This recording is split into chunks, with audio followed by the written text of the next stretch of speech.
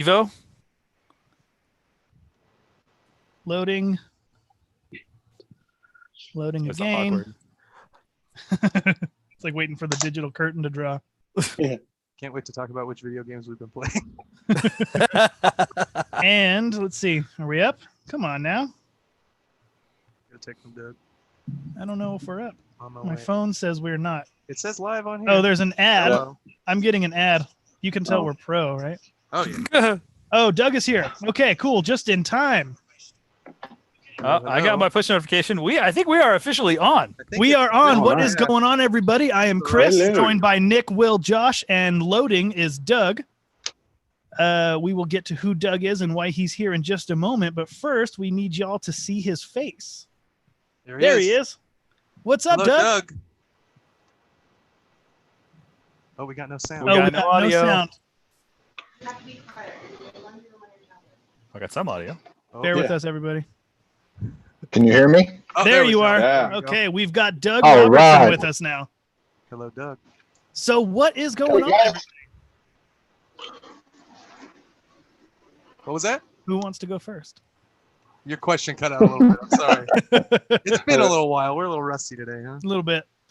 Let's see what we got going on in the chat. Okay, so I wanted to address one. I didn't respond to it written because I didn't want to have anything in writing looking like it was unprovoked. But our first cheery comment of the day from AM says, "Oh my God, what I hate this fucking live things." Well, don't watch it.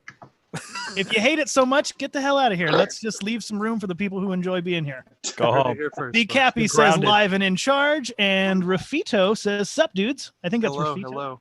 Hello. So if Okay, I'm awesome. mispronouncing your name, I apologize. But what's up, Rafito? All right. How's everybody been, man? Haven't talked to you guys in a little while, man. It's been a couple weeks. How's everybody been? What's good? What's new? I've been feeling pretty good. Will was out here in Vegas over the weekend. We kind of did a little rearranging in the studio, as you can maybe see. So I got some LED lights that generate no heat, so I don't have to sweat in here anymore. Oh, and I can't nice. tell you how Thank awesome that is. Yeah. Yeah, no lugging around lights or anything. None of that stuff. Oh, anymore. It's yeah, a and new they- age. See, it's a There's new age. much more floor space. This is awesome. And I got my little podcast mic right here, so I am living Oh, life. man. It's looking good. What about you guys? Nice.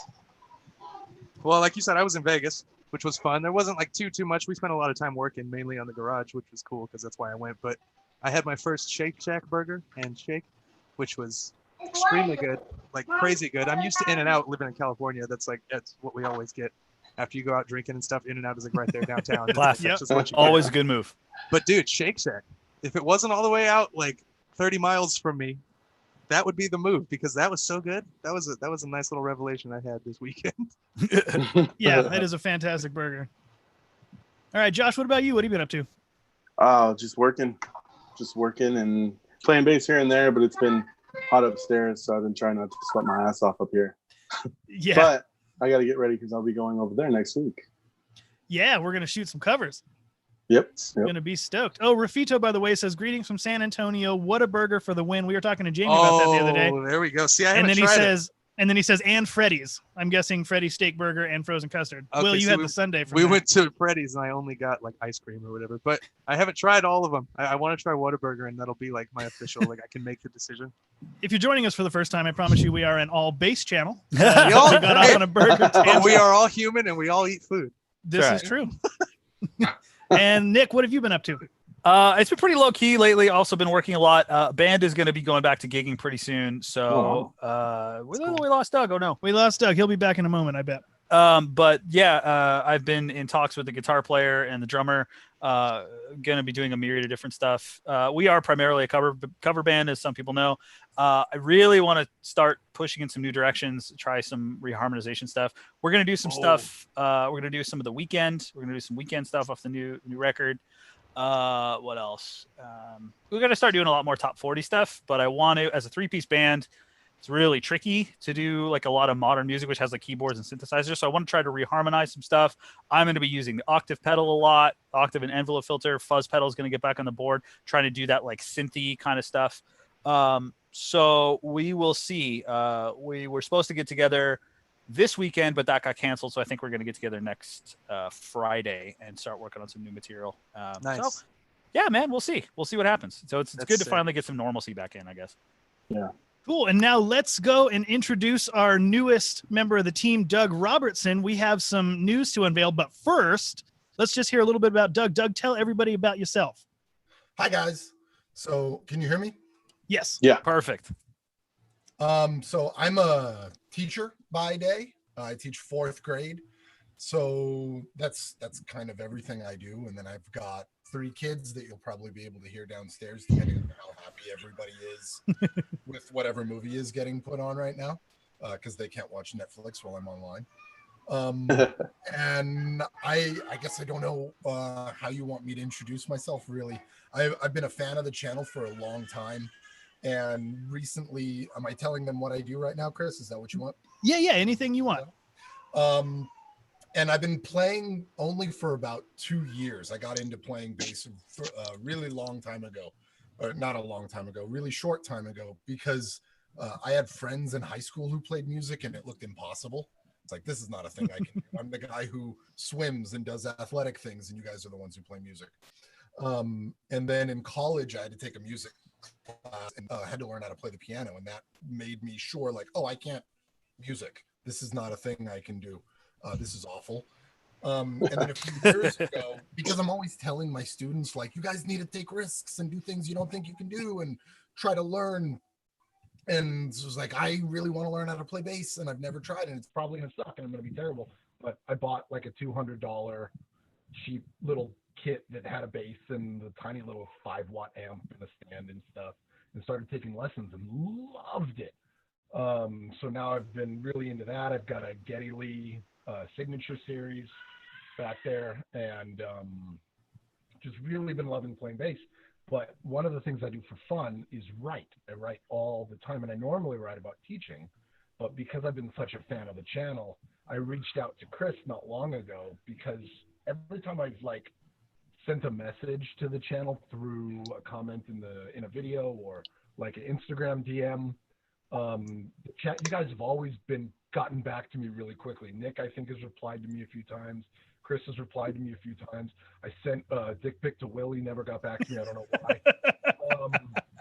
That asshole.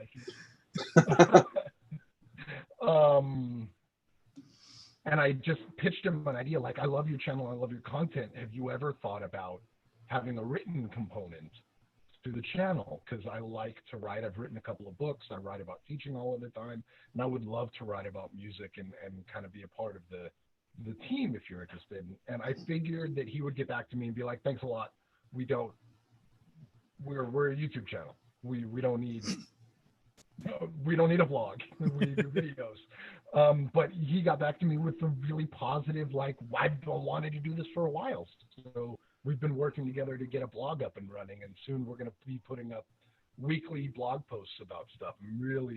I'm very pumped about that. So that's me in a nutshell. I teach and play bass for fun and write as much as I can when my kids let me.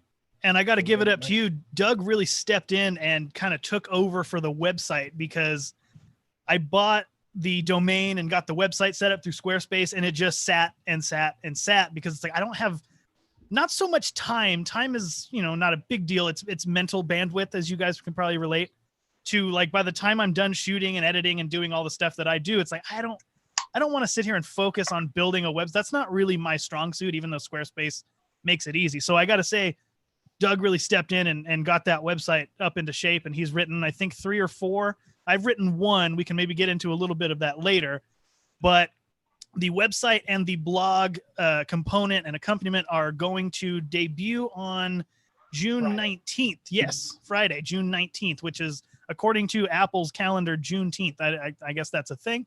But yeah, that was a pure coincidence. We should have thought of that. Oh, well. Juneteenth. So let's cruise over to the comments real quick. We have another comment about Whataburger is saying, okay. Country Badass says, hey, guys from North Carolina. CAT West, 4th grade, big rips. That is rough. Yeah, 4th grade was rough for me. I've never taught it, but it sucked to be there. Big, I'm guessing, Show. Oh, he's a new patron. What's up, Big Show? He says, what's up, guys? Okay, I preemptively responded to that one. Stephen Becker, sweet. I also only started playing a couple years ago. Wished I'd done it many years ago. All right.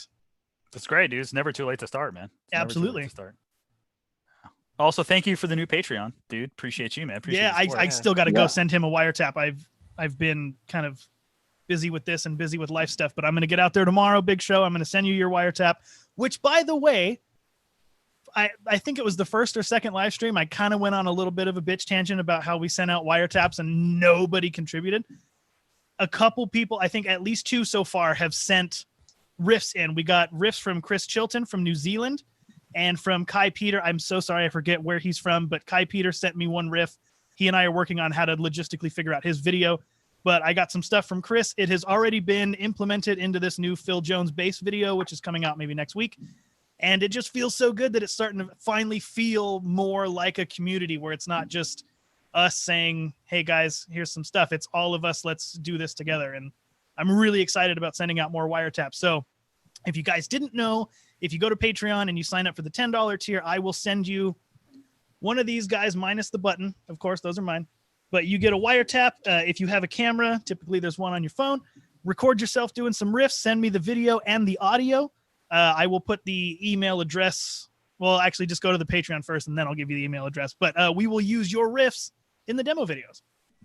And if you do want one of those bullseye buttons, by the way, I got a shout out. That's what they're called, bullseye buttons, right? That is Yes. our buddy, Dave Dixon over at DDX Designs. He cannot join us today. He sent us a message, said I'm not able to join, but that dude is a homie. He's got a great 3D printing company, DDX Designs, and he made those for us, and he can custom make ones. But that's our design, and we And he love that made dude. this back here.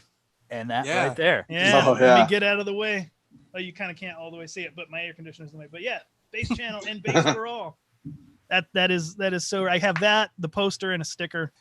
I That's, got that's such a cool design. my pick holder here. Oh yeah, Oh, The nice. stomp box, Yep. Stomp also box. made by Dave Dixon. I keep my picks in there. we're that dude's like biggest fan now. Yeah, Dude's a homie, man. Yeah, Dude's a dude, homie. I he's want the things to man. settle He's the down so I man. can go visit him, dude. Yeah. really, He was my connect. He and I Where have does he been live? talking about he might. Yeah, I think he lives in DC right now, but he's considering coming over this way, possibly even Henderson. Oh, Wow. okay. Yeah, that'll be pretty rad. That's cool. Nice. Yeah. So does anybody have any questions for Doug, our newest team member, head blog writer, head website editor? Yes. What are some of your favorite bands, Doug? What do you like to listen to? Oh, Rush is the greatest. You got me. You're in. Yep. You're in. Rush is obviously the most important band in the world. There you go. Exactly. The Bad Seeds, I love Nick Cave and the Bad Seeds. Nice. To unhealthy. One of my tattoos is That is a deep Nick cut, Cave. dude. Good call out on Yeah, that one, man. You don't hear a lot of people mentioning Nick Cave and the Bad Seeds. That's rad. They're awesome. And then I'm a metal guy, so always Metallica first, forever and ever. And then I've been really getting into super heavy stuff, like stupid heavily. There's gonna be some kid who's like really into true Cabell music who's gonna be like, these are not. But like Behemoth and Flesh God Apocalypse and Septic Flesh, Oh, there the you go. really kind of black metal-y stuff, really Yeah. digging that right now. Yeah, that's So, sick. And Metal Elitists, dude, that's the last person you have to worry about. They always have something to say. Don't even, yeah, right. don't even trip. They're always somewhere. You lift What's up a that? rock and they're under Four there with the bands, wind. they sold out. Just saying Metallica makes you don't care about the elitists, like you have to just shun them as soon as you like Metallica. What's that? Oh, you like the greatest metal band ever made? Okay, good. Yeah, let's pretend like that's not the case. What's Hey, that check it Anthony out. Fantano joke? It's like, if it ain't Burzum, it's Bullpucky. Oh my god. Wow. Oh my god. So We got a What do you- question from Big Show. Is the rock board pedal board any good? I like it. Yeah. What did you guys think? I don't know if you had much experience with it. Well, I mean, it's just, I mean, from what I've seen, I know that I saw they had units over when we went to Warwick, obviously. I've seen a few at NAMM. I have never actually used one and played with one, but I mean, they look like solid units and they seem like light. I think they're aluminum as well, which means that you could Yeah. swing those things around. That's great. So, like, I don't have too much personal experience with it, but I know that everything else, that like rock board type stuff, is a great product. I can give you the short answer as far as the pedal board goes. I used to have a pedal train and a rock board. I still have the rock board. there you go. So Yeah, that says it right there. There you go. we got one more or two more. Hello from SWFL. Is that Southwest Florida? Florida. I'm gonna get Power Surge 5000. That's a great name. New to the bass world, about 4 months in love. All content you guys put up, and appreciate you guys taking time for badass covers. Well, that is Josh down there. I think you guys Thank are you. oriented the same way I am. Josh is coming over next week. We're gonna do. What were we doing? 2 covers from Avenged. We're gonna do some Event Sevenfold, probably some Maiden, maybe some Pantera, and probably something last minute. Yeah. Maybe, yeah, maybe last minute if we have time. That'd be sweet. Okay, Oh, Base yeah. Brain says, did you ladies coordinate all the black shirts tonight? No, that's just a symptom of being overweight. Giving away the secrets. Giving away the secrets. I'm trying to have a good night. I'm trying to have fun. Fuck, dude. I got that COVID 19 pounds. You know what I'm saying? Settle down. Right. Base It's Brain the also camera, says, okay? It's the camera. It's 10 pounds. I'm only speaking for myself. Base Brain says, what's happening with the Warwick vibration test? I'm going to pull that out in just a second. What's happening is I've inadvertently had to put it on hold. I've been busy with Phil Jones, communicating with them, getting that video done. They're very excited about seeing it. But as soon as I can get finished with some of the more kind of, comparisons between the riffs of day 1 and the riffs of day 366, I'm going to put those in the computer, do some match EQ so you can kind of see the difference in how it's EQ'd, because it's easy for your ears to trick you. But I did it just to test it, and it's going to be really cool. I just have to find the time to do it. So that's where we're at on that. But you guys can hold the floor for a moment. I have something pretty cool to show you. I'm going to say real quick while we have this down moment, like, dude, whenever we do like videos, obviously we're a bass channel, especially when we do videos of like demoing amps and stuff, please use headphones. Don't absolutely. just Yeah, do it nice with your speakers. cell phone, put some speakers, some headphones, whatever, dude, anything but your cell phone, man. Cause I mean, like, there are some really phenomenal products that we've had the incredible privilege of being able to demo. And I'll go to listen to them on my phone and I'll sound like dog shit. But I'm like, dude, I know this sounds good. And as soon as I plug in my headphones, I was like, oh, there's all the low end. There's the this, there's that, there's the tonal complexity. So like, I know you guys know, but like, please, it bears saying, like, make sure you listen to headphones or, with some good speakers. You can get the proper full Yeah, scope the because good there's some stuff, good for shit sure. out there. Oh, look at the big reveal. Mr. Muscles. It's just fat. I pushed. How many neck bends out of 10, dude? 10 out So of 10. I waited to put that on because when we did the day 366 test, I didn't want anyone to, do the, well, actually, one component did change. There's a sticker on it. So I waited, until that was done to put the sticker on. But I'm so stoked. It looks so good. Again, that's Dave sick. Dixon from DDX Design drew that up, and I can't be more happy with it. That is my Facebook profile, and I actually have a T-shirt of it. I think we were going to release a line of T-shirts with that gag on it. We did. The first run that I got was a little like didn't quite run correct, but everything else is doing fine. Everything else is doing fine. So yeah, those are That's sick. cool. That's sick. That's a Love great those. picture. Okay, we got a couple more questions. Big Show says the Mastodon playthrough was hella good. Hell yeah. Thank It you. was. Oh, Yes, it thank you. was, Sick. Josh. V7 Chandler. Hi, I'm new to your site. I want to know, is there such a thing of light bass strings? And if so, what are the names of them? Light, Well, I'm I guess- guessing thin as in gauge. I'm guessing that too. So I would say 100 gauge or lower because I consider 105 a medium. So I know that Elixir has a 45 to 100 and a 40 to 95 set. D'Addario makes a 40 to 95, I think, as Yeah. well. They Yeah, do, yeah. that's pretty light. Yeah, I would say try that. That's going to be because I think typically on a light medium, the A is 85. So having your E be 95 would be pretty light. Mhm. Country Badass. Doug, what is your opinion on Megadeth? What is your favorite album? And David Ellefson is the most underrated bass player I know. I agree with the David Ellison thing. He was doing the I can't remember what he called it, the bass talking tour thing that he did.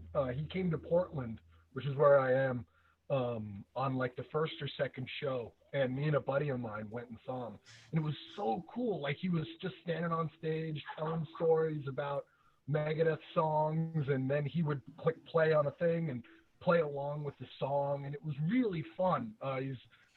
He's got to be like the nicest guy in heavy metal. He's just so chill and cool. I think his second or his first book had just come out, so he was signing autographs and signing the books afterwards. Big fan of David.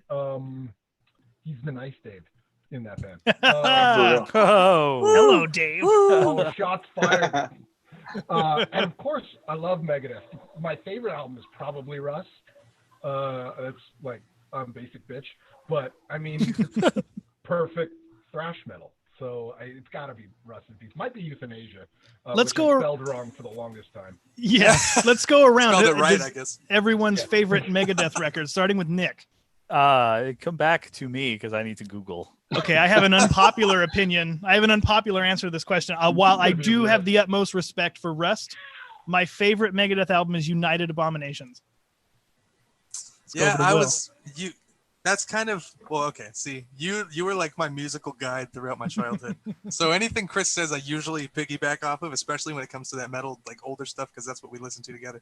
So definitely most nostalgic, even though it came out in 2007. I'm just a youngster. Most nostalgic would be United Abominations. 2007. Yeah, come on, That's crazy. sue me, dude. That's crazy I don't to know. think that's 2007 though. So. I expected Josh to put his headphones down and walk out. Right, just- 2007. No, my favorite though, honestly, is probably Rust. Also, it's hard for it not to be. I mean, once you really understand and like look at the history of thrash and kind of what it came from, I feel like Rust in Peace totally is kind of one of those moments that thrash metal became thrash metal. When you add that technicality of all of that heavy metal stuff to that power of the punk rock, it bounced so perfectly in that album. So and it's one of those things you got to, dude. Like, yes. So it's differentiating your favorite from like best, because I feel like Rust in Peace is the best one. Yeah, that's true. But I have my favorite for a reason. But let's move over to Josh. I'm gonna say Rust in Peace, but if I had to have a second, it'd be Countdown to Extinction. That's for me. That's too. because that's when I got into them. I didn't really know anything else because I didn't really like metal at the time. So that was kind of like my, it was kind of like my, I guess, gateway into getting into Megadeth. So nice. Circling back to Nick. I'm gonna say I'm gonna kind of do a little bit of a curveball here. I'm gonna say my favorite Erykah Badu record was actually Mama's Gun. Although Baduism was a great record and really cemented her position in the R&B community. I think I'm gonna probably say Mama's Gun. This is just like when you spoke Spanish in Germany. What the hell? I did. That shit was funny to only me. He's like, I want to speak a different language. And you speak Spanish. Everybody's just looking at him like, what? I don't know fuck about shit when it comes to Megadeth, dude. I'm sorry, I don't. Like, I'm familiar with tunes, but I will recite Motorhead's history to you, but I don't know much of anything. Like, my favorite album is Megadeth's Greatest Hits. Yeah, Queen, the red one, the Red Queen album. That's my favorite Queen album. Okay, we got another one from Anthony Charest. I hope I'm pronouncing that right. Hi from French Canada, Quebec province. Watching you since 3 years. And actually buy Dark Glass stuff because of you. Cool, man. Nice. Do you send Wiretap over here? Yes, I will send it over there if you sign up to the Patreon at the contributor tier. No problem. That's right. I saw another question that I wanted to because I think this might be a good one. Oh, here we go. Power Surge 5000. That's so good. Do you guys have any must-read bass books? And if so, how did it help you? That's a good question. And I'm going to be on the side of the question as well, because I have not read a single one. So if you guys have suggestions, I'm not a big reader. There's Getty's, which isn't really a how to play bass, but the Big Beautiful Book of Basses. Yeah, that's a cool book. That's like a coffee table book. It's a great one to have on the coffee table. Yeah, it's not like how to play, but it's awesome. Yeah. Let me hold on. He's getting them. Dude, I got it. I was thinking the same shit because I got like 4 over there, and I'm like, God, which one? Ed Friedland, the bass whisperer, makes a great one. Ed Friedland has a walking bass lines, how to build walking bass lines. I have a bass chord book by Jonas Hellborg before, like, when he was like buzzed, like he had like a buzz cut. So it was forever ago, like pre-Warwick deal. But it's like one of those fits in your guitar case ones, so it's like this big. Oh, very, very small. Slides right in the back. But yeah, Jonas Hellborg has one. The Ed Friedland, how to build walking bass lines. I'm looking at. There's like a Berkeley School of Music instant bass method is a great way to get started. There's a lot of like deep theory. And then just for chill, kind of more to Doug's example, Victor Wooten's the Music Lesson is a cool book. Yeah, not that's theory, more conceptual. And again, not about how to play, but how to think about playing. But super interesting. Yeah. So what is this you brought? What is this? I got Music Theory for the Bass Player by Ariane Kat. She writes for, I think, No Trouble. But this is really cool. Good lessons. And then Alex Webster of Cannibal Corpse, a band that I can't stand, but I love Alex. Amazing. Isn't that are there bands that you guys have that like like Tool? God, I wish the rhythm section for Tool was in any other band. Oh my God! Ow! Oh man. That's so Holy shit! The biggest shot fired. That's funny. I do hear about Alex Webster though. I've had the exact same thought. He was in a like a 3-piece instrumental band for a while. Yeah, and they're really cool. Amazing band. I can't remember the name, but like that was rad. I totally hear you. I respect them, but I just can't listen to Cannibal. It's just too much. Yeah. I like them in Ace Ventura. They were good. There you go. They're very good in Ace Ventura: Pet Detective. Okay, I real think quick. the only one that I got, sorry. Oh, no, go ahead, Josh, Was this Billy Sheehan one? It comes with a DVD. Yeah, that's cool. So that's part of it with my right hand technique for how fast you can get. Of course, he plays with 3 to 4 fingers. I can only play with 2, being lazy. So I took whatever it is from that, and that helped out a lot, especially with the left hand techniques and all the stuff he does. So that's something to look. I don't know if the DVD is still around, but maybe you can still get the book. Do you still have the DVD? I still do. I was going to ask you, man, because like you can see clips online, but it has like the publisher logo right over his right hand. And it's like, I can't see what he's doing. Is it like that in the DVD? Do they remove the watermark or do they just put that on for like YouTube purposes? I'm thinking YouTube. If you want to borrow it, dude. Bullshit. Of course I want to borrow it. Yeah. Yeah. Yeah. Thank you, sir. I would appreciate that. I could definitely benefit from it. Yeah. Real quick, before we continue, I want to circle back. We have someone who missed the first half hour, our friend Bass Brain. He says, can you explain who Doug is and what he does with the channel? Sorry, I missed the intro. Doug, do you want to give another quick, brief explanation of who you are and what you're doing here? Yeah, I'm here to be the pretty one. You know how every boy band has like the middle one, the smart one, and the leader. I'm the pretty one. Here to bring in the chicks. He's good. I like this.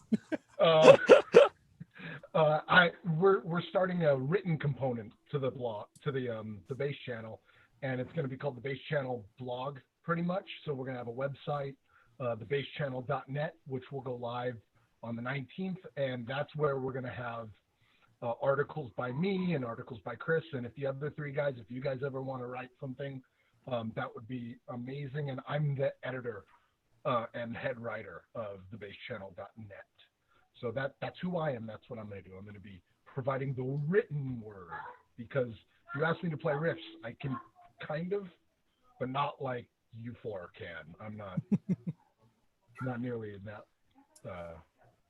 I'm excited to see the blog in full body. I'm excited. One of the things that I've always really liked, just because now I'm here, you guys are kind of an inspiration for me when it comes to like jamming and stuff. Like when I'm not practicing a specific song or scales or something, you know, when you just kind of noodle around, the way you guys noodle around when you're doing bass tests and stuff is what I think about when I just kind of play for myself. Because I remember, I don't know if it was one of these or something else, you guys said that you don't really write out, this is what I'm going to play when I'm testing the new Warwick. You just kind of play something. Is that right? Yeah, absolutely. Yeah, sometimes I'll, at least with Will particularly, I've been kind of directing him for a long time, so I'll just say like, give me something funky in G, and then he comes up with something brilliant. And sometimes I do the same with Nick too, just like, you know, hey, can you give me something a little more stock? Boom, ba-doom, ba-doom. Because Nick does that so well, and it's just so funny because Nick doesn't often like to do it. And like, but you're so good at it. I never like doing it. So you get paid to do it, Nick. That's why you don't like doing it. Exactly. I get paid to play the 12 bar. I don't know if I can play the 12 bar. I don't give a shit about the 12 bar. Nobody gets People paid who to like play blues, prog shit, dude. Hate to break God, it to you. dude, people who like blues ruin blues music. That's the realest talk. Dude, honestly, like I have such a hard time like writing riffs and stuff. I have a really, really hard time because I don't, to my discredit, I don't often think like a bass player so I'm like often way out of my lane. You know, I tend to think more from like a melody perspective. So I'll think like, what would a guitar player play or what would a trumpet player play? Because I spent so much time listening to the melody section. I started really listening to the bass section much later, which is probably why I got so into Primus, because Les Claypool, he's all over the freeway. That dude does not know how to pick a lane. Yeah, so it's really hard. And like what is it we always refer to? It's like red light fever? Yeah, red light. for real. Oh yeah. Yeah, dude, it's like the red light panic, man. It's like whenever that button is on, it's like I don't know what to do. I'm like, thoughts gone. So I'll It's just sit fun and I'll doing like stuff in the doodle. room together though, because like the three of us will kind of bounce the idea off of each other. You know what I mean? That's like, my that first favorite. part you did was cool. Let's try to do that again. And then we'll end up building some really cool shit. So that's always a lot of fun when we actually get to be in the studio together. Yeah. Totally. It's fun to produce each other through riffs. Okay, can Yeah. you go to that note at this time? And then the third one, can you do this one? That Okay, so, and then I also wanted to bring up one more thing about the written component. It's not just the five of us. It's anybody who wants to contribute written elements to the blog. You are absolutely more than welcome to. Just contact Doug. Again, I will put his email down here. It's easy. It's doug@thebasechannel.net. He will send you what's called the Post Bible, which is basic guidelines for writing a good article. You send it to him for final editing, and then it will go up. So as long as it's not anything too outrageously profane or ridiculous, you're good to go, and you can be on the Base Channel blog. That's super cool. I had a chance to read Chris's article. Oh, I'm sorry. Go ahead, Doug. Go ahead. Yeah, no worries. Probably wait like just an article or two to get a idea for the flavor that we're going for, but we really want like if you look at what you see right now, this is not a diverse group. So we want like a whole lot of voices on the written part if we can get it. So please send me some stuff that even if you don't have an article yet, you're like, I don't have 500 words. If you have an elevator pitch, send me an elevator pitch. And then that's what my job is to talk you through turning that into something. Even if you've never written anything before, part of an editor's job is to make the writer sound good. So like, I want everybody, I have an idea, send me an idea, and we will figure something out, because it would be cool. Because I like writing, but I don't want to write 52 articles a year. I got other stuff to do. That's so cool. Yeah, I'm excited, man. I idea of can't that. wait. That's super cool. That's very cool. So just as a quick preview of what we have coming up, I think our first one is the Ode to Nick Cave's bass player. Is that correct? That's the first one? Yeah. I want to talk about, and it's going to be an ongoing series that I'm going to call Holding It Down. That's about bass players that don't get the love because they're not shreddy guys. They just like, this is their job and they do their job and it's perfect. And if you take like the bass player for Nick Cave for most of the Bad Seeds career, his name is Martin P. Casey. And if you take him away, every single one of their songs falls apart. Nothing works. And it's not because he's like, he's not Billy Sheehan or Victor Wooten or any, he's the backbone of everything. And I think that's something that as bass players, we don't talk about enough because we have kind of the bass player inferiority complex. Like I want to talk about Les and I want to talk about Geddy and I want to talk about these guys who do these amazing, really cool things. But sometimes that's not the job. And it's really fun to talk about the job too, I think. So that's what that one's about. And then we've got one, let's see, I want to write one about Geddy Lee's right hand technique and how that's evolved. I want to write one about the cables Geddy used before they went wireless. I want to talk about Geddy's haircuts. I want to talk about, there's a section, I don't want to spoil it, there's a section about 4 minutes into one of the songs on Hemispheres that has a fill in it. I've got 3,000 words written about that bass fill. So we're gonna if you need any super fan testimonials, you know where to find me. I wrote a kind of controversial one. It's I think done. I think Doug's gonna edit it a little bit, but it's called "Stop Buying Cheap Gear." I read it when I was at your house, and it's great, dude. I agree with every word of it. It's totally true, and it's something that a lot of people really do need to, at least if they don't go out and buy something insane right away, you know, it's something that people really need to hear. So I'm excited for that to go live. People to read that. Yeah, I'm excited because Nick and I had that conversation, and that kind of birthed the idea, and I kept stewing on it. Real quick, my wife just asked if she can write one, and I hope she does, called "What It's Like to Be Married to the Bass Channel Producer." Oh my God. Title: It Sucks. That's amazing, Lindsay. Write it, Lindsay. Do it. She probably Oh my got it God. written in her phone or something. I want a monthly submission. Yeah, just a Reoccurring journal article. about what I do. Just okay. Today he made another fucking demo. That is so funny. We're gonna make a Twitter account just for her. That's amazing. That's amazing. Sad bass wife at gmail.com. There's bass widow, I think, right? Is what you're calling Yeah. it. I lost my husband to the bass. Speaking of bass widow, here's a question for all of us. Country Badass says, have you ever hurt yourself or accidentally hit an injury while playing bass? Let's start with Josh. He's been a little quiet. While playing bass? Yeah. The worst I think I've ever done, like during a show or in general? I think it's just in general. Okay, the worst I've ever done it was last year when I was doing last song Metallica. What kind of name again? Oh, Dyer's Eve? I got a massive blood blister because I kept playing it over and over and over again.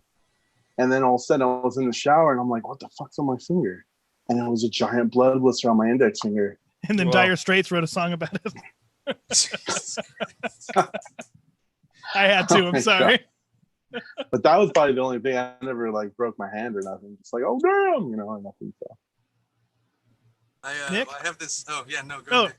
Whoever. I'm sorry. To go? Okay, I have this really this crazy muting technique where I put my thumb behind the strings. Oh my god! And one time I really hurt myself. So there was one guy who told me I should stop. So I haven't done it ever since. And thank God I haven't hurt myself again. But yeah, that had to be the worst one.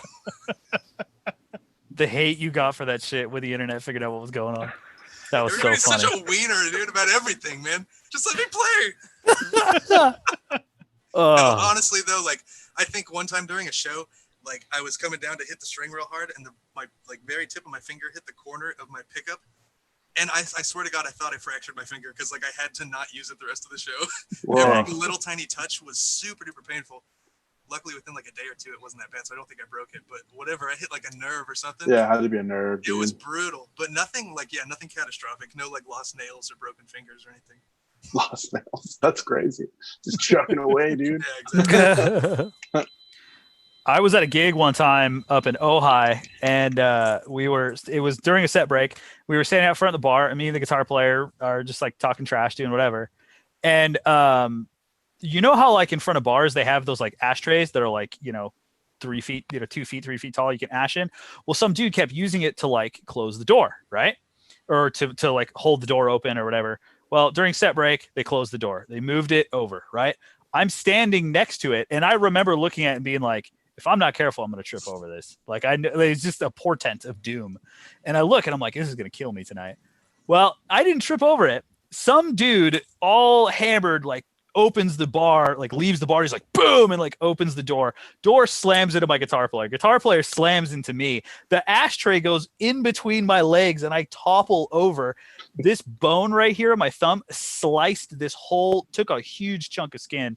Like, it was like pretty nasty. And it was the first set break. So I basically had to fill it and wrap it and finish the night. Yeah, unfortunately, that one spot, and that's right where you slap. That's where you bounce the basketball, is right there. So I basically, and there are certain songs where it's a slap pattern that we'll do. I'm not a particularly great slap player, but like it's a slap pattern. The whole night is like, ow, ow, ow, ow, ow. Yeah, it was awful, dude. Yeah, so I had to wrap it up and just keep it from bleeding. But it was pretty nasty. It was not fun. Even all over your bass, that's super metal though, isn't it? It was cool, but it just Jack didn't feel good. Yeah. Yeah. Doug, any massive accidents while playing? Anything you've done? No. I just overuse for the most part, because like when I get into something, I really get into it. So I'm like playing and playing and playing and playing and playing, especially right at the start, and my hand is really, really starting to hurt. I'm texting a music teacher friend of mine, and I'm like, I don't know why my hand hurts so much. And she's like, well, how long have you been playing? And this is 2 weeks into playing. And I'm like, playing like an hour or more a night. I want to get good. And she's like, would you just start running an hour immediately? Like, no, you ease into it. You would say, oh, okay. Yeah. So then, I got to take like a week off. I do have a similar gig injury story though. So I was in a band until right before the Great Stay Home started.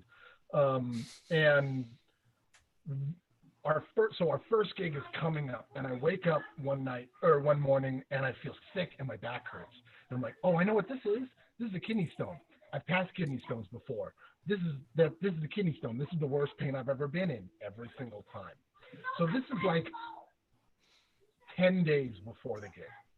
Okay, that's plenty of time to pass kidney stone and recover. Normally, doesn't pass. Hurts so bad I can't go in and teach. I've got subs for 4 days. I finally go into the doctor.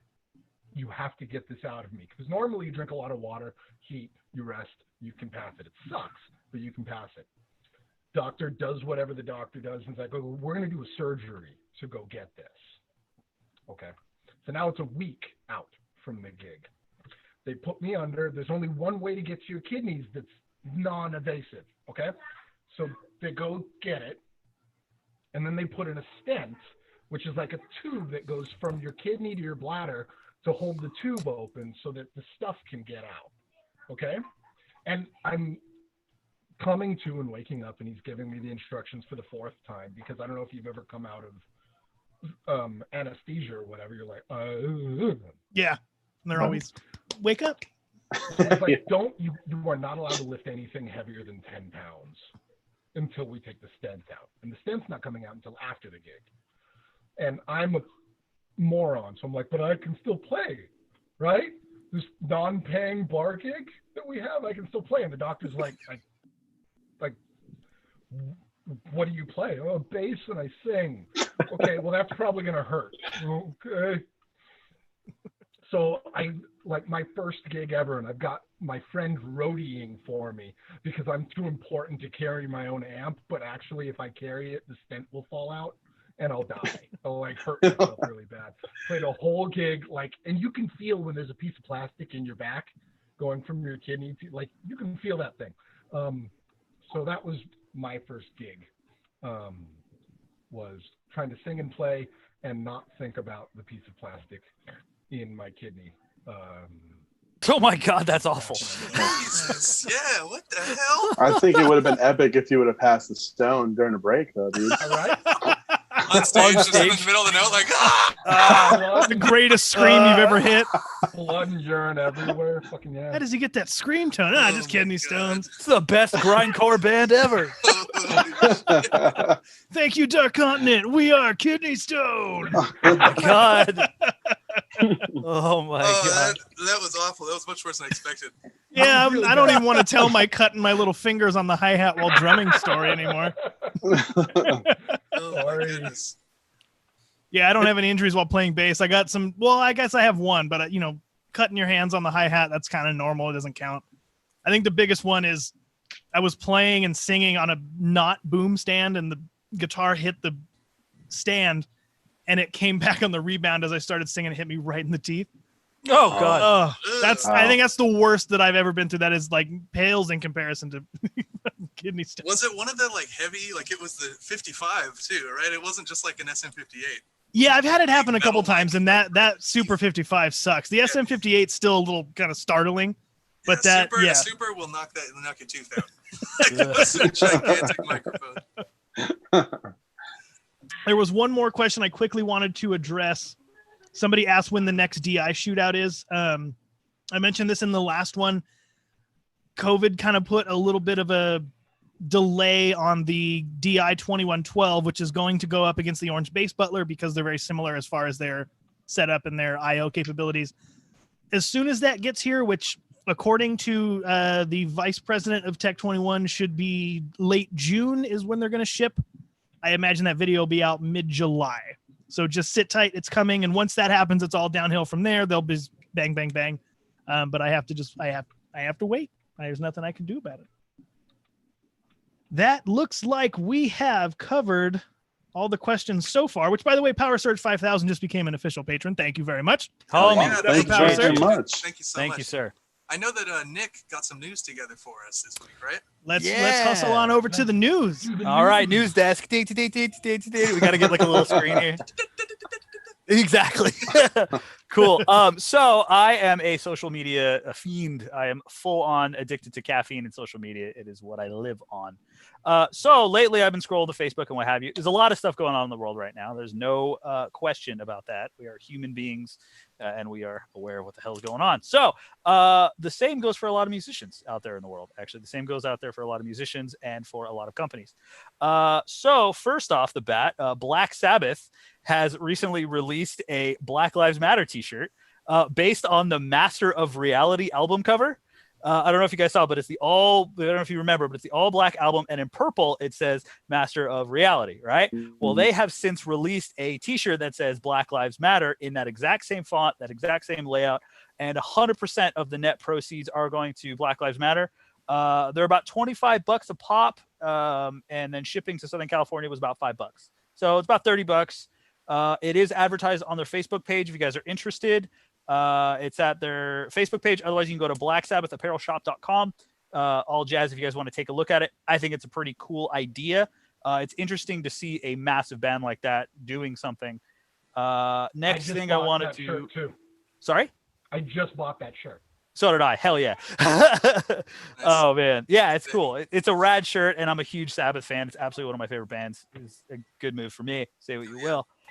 Dark Glass is also actually doing something kind of cool. So Dark Glass makes not just great amplifiers, but they also have a lot of swag. So if you're a huge fanboy, like a lot of us are, you can pick yourself up a t-shirt, whatever. They just released a new camo snapback trucker cap, right?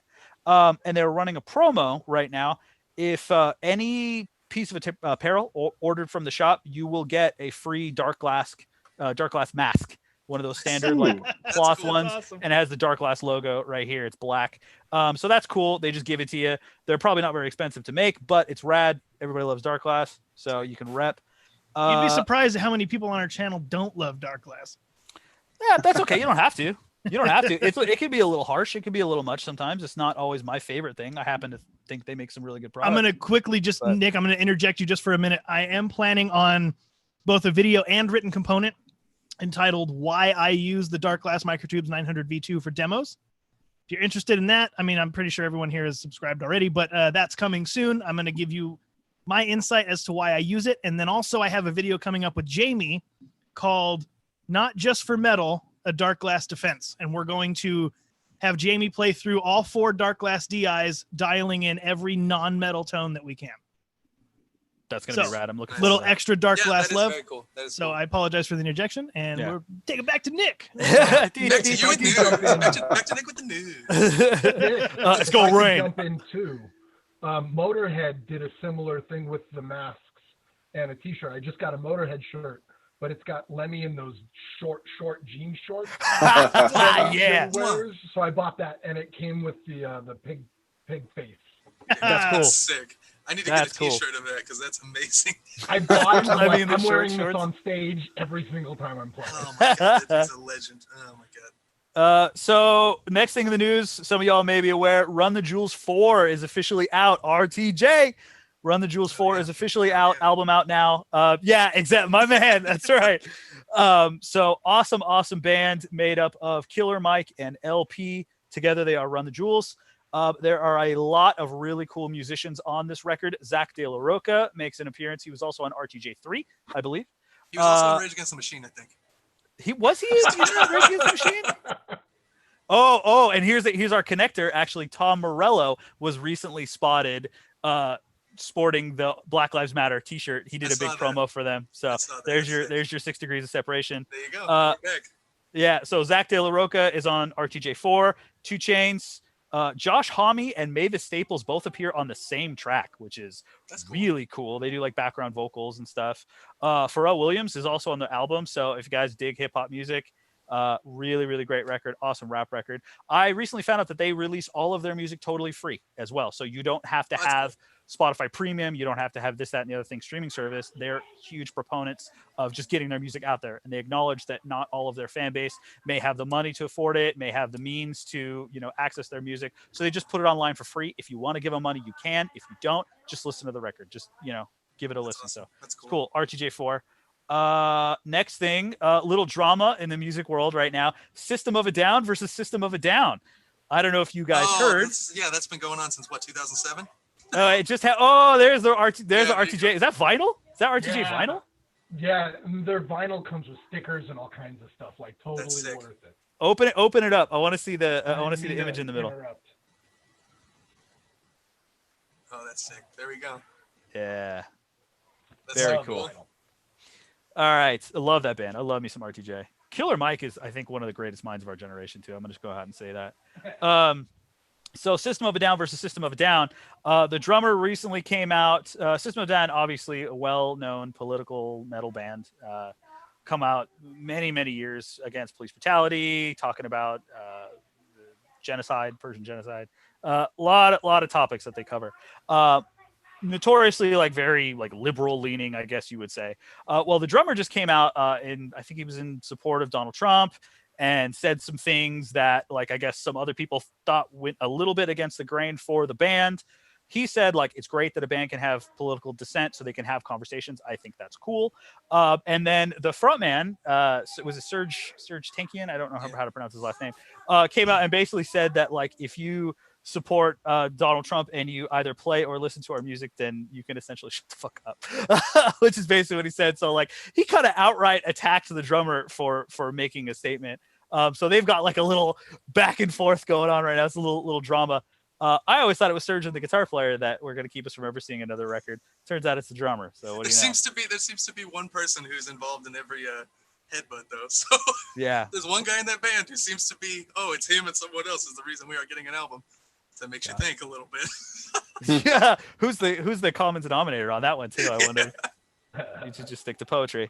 No, I'm just kidding. That's so funny. Next thing, Death by Audio is using their social media platform as to be a real agent of social change. They have been sharing a lot of let's see here.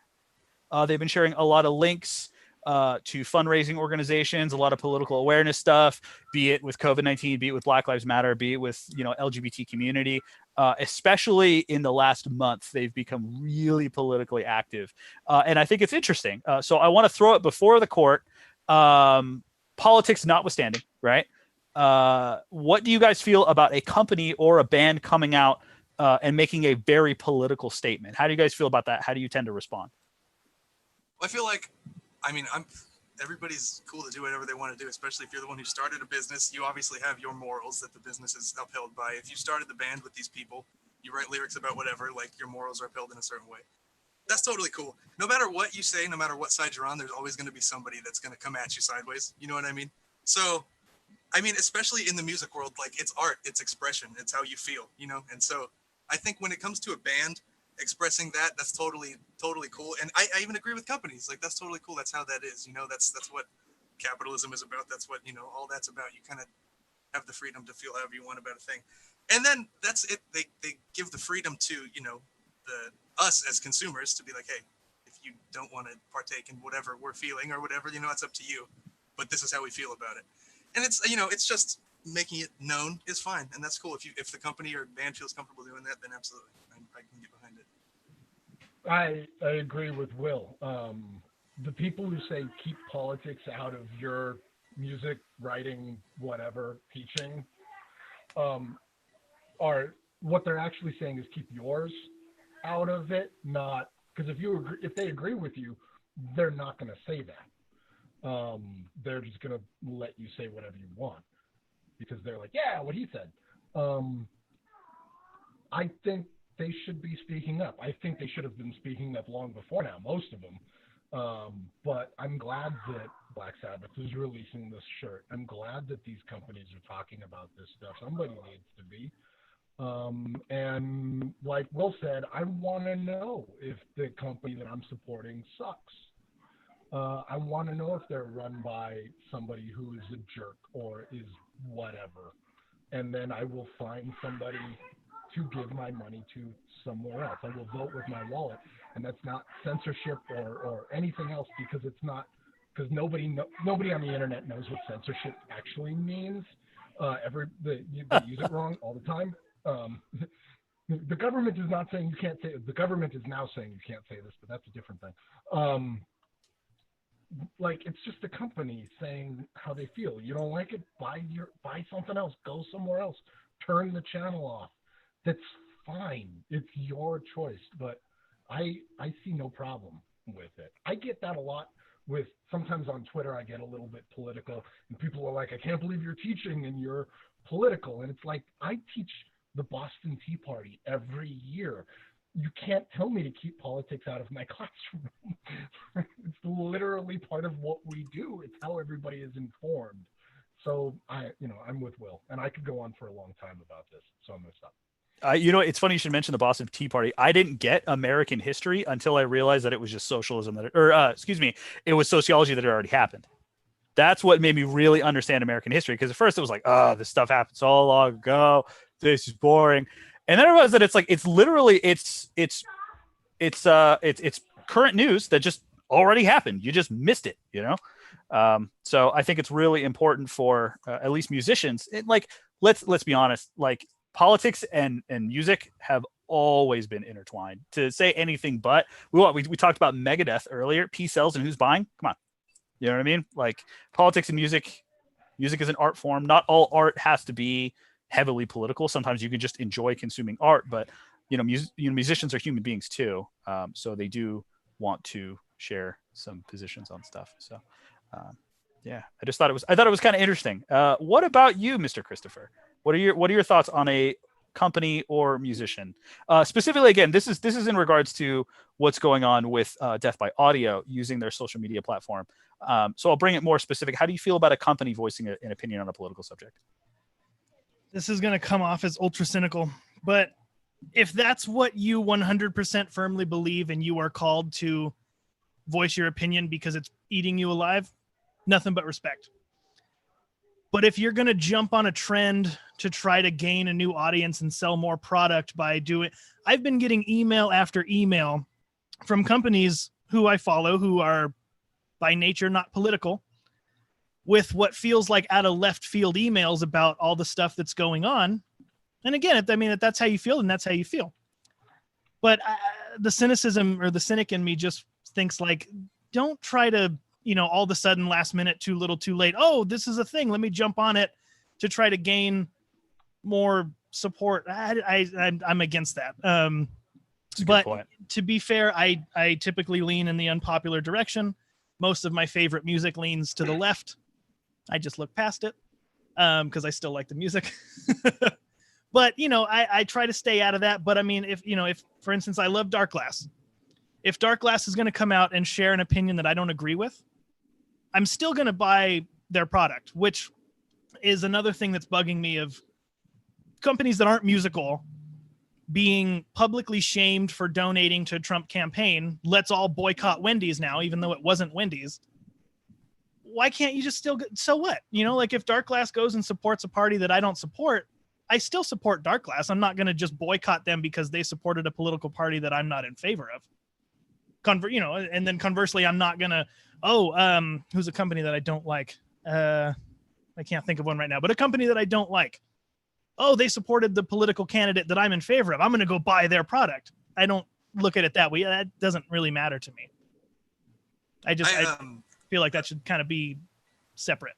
I heard somebody, actually I read it today online. It said, the ocean is harmonious, not peaceful. And I was like, that's a really good way to look at things. Like we just gotta learn how to be harmonious. You know what I mean? It's human. That's humanity. We're never going to be the same. If you've ever seen The Matrix, you'll know that the first Matrix was rejected because it was too perfect. I think, harmony, and we're musicians. Harmony, like, come on, that's everything. We got to be harmonious. I want to bring up one question real quick to our chat. Tyler Mills says, just look at what happened to Sweetwater on Instagram. Tyler, can you elaborate? I'm not familiar at what happened to Sweetwater on Instagram.